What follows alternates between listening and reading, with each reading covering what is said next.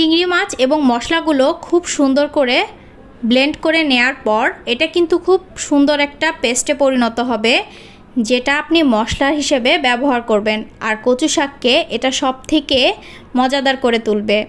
চিংড়ি মাছের পেস্টটা কিছুটা এরকম ধরনের হবে। একবার দুইবার ব্লেন্ড করে নিলেই একদম মিহি হয়ে যাবে।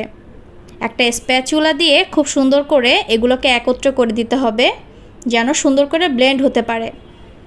সামান্য তেলে আমি পেঁয়াজ কুচিগুলো একটু লাল করে নিব, সাথে রসুনটাও দেব।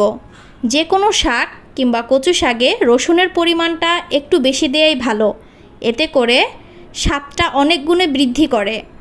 আর রসুন স্বাস্থ্যের জন্য অনেকই ভালো একটা মশলা, যেটা আমাদের প্রত্যেকেরই খাওয়া উচিত। তো আমার এখানে রসুন আর পেঁয়াজটা কিন্তু হয়ে এসেছে। এই পর্যায়ে আমি চিংড়ি বাটাটা দিয়ে দিব। চিংড়ি বাটার সাথে সাথে